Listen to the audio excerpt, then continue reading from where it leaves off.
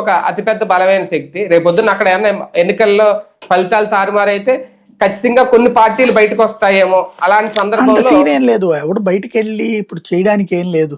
వీళ్ళు అలాగని కలిసి ఉంది లేదు. ఇప్పుడు ఆమ్ ఆద్మీ పార్టీ ఎక్కడెక్కడ విడిగానే పోటీ చేస్తుంది. పంజాబ్ లో కానీ ఉత్తరప్రదేశ్ లో కానీ ఆమ్ ఆద్మీ పార్టీ విడిగానే పోటీ చేసింది కదా. సమాజ్వాదీ పార్టీ విడిగానే పోటీ చేసింది కదా. ఇప్పుడు తృణమూల్ విడిగానే పోటీ చేస్తుంది కదా. కాంగ్రెస్ కమ్యూనిస్టులు విడివిడిగానే ఉన్నారు కదా. ఐఎన్డిఐ అనేటటువంటిది మోడీని తిట్టడానికి అందరు కలిసి ఉంటారు. ఎలక్షన్స్ పొత్తుల దగ్గరకు వచ్చేవాడికి మళ్ళీ ఏళ్లలో ఇలకే పడదు. అది క్లియర్ గా ఉన్నారు అనమాట. సార్, ఒకటి రాష్ట్రంలో ఉన్న పార్టీలతో పొత్తు పెట్టుకోవడం వేరు, జాతీయ స్థాయిలో ఒక ఫ్రంట్ ఏర్పాటు చేయడం వేరు. జగన్ కి అవసరం ఏమన్నా ఉందా?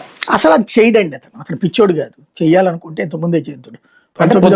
అన్నారు. ఓకే, ఏదన్నా జాతీయ స్థాయి రాజకీయాల జోలికి జగన్ పోడు. ఎందుకంటే దానివల్ల మనకు ఒరిగేది లేదు. పైగా సెల్ఫ్ ప్లేస్ కొట్టుకుపోతుంది మనకి. ఈ ట్రిప్ కనుక కంటిన్యూ గెలిచుంటే అటువైపు చూసుండేవాడేమో. ఎప్పుడైతే ఓడిపోయాడే అసలు ముందు తను అధికారంలోకి రావడం చూసుకోవాలి, కానీ ఎవరినో అధికారంలోకి తేవాలని ఆయన ఎందుకు చూసుకుంటాడు అక్కడ. కామన్ గా ఆలోచిస్తే అంటే బీజేపీతో ఎలాగా పొత్తు వేడదు, వీళ్ళు ముగ్గురు కలిసే ఉంటారు అనుకున్నప్పుడు వేరే ఆల్టర్నేటివ్ చూసుకోరా జగన్? అది ఇంకా జాతీయ స్థాయిలో వేరే ఆల్టర్నేటివ్ ఏం లేదు. ఎవరు అధికారంలో ఉంటే వాళ్ళకి మద్దతు ఇస్తాడు. కాంగ్రెస్ ఉంటే కూడా మద్దతు ఇస్తాడు. అంటే కాంగ్రెస్ కి బద్ధశత్రువు జగన్ అంటారు కదా, ఎలా? కరెక్టే, కానీ ప్రణబ్ ముఖర్జీ అప్పుడు సపోర్ట్ చేయలేదేంటి అతను. ఆ కూటమిలో చేరడు, కేంద్రంలో ఎవడున్నా మద్దతు ఇస్తాడు.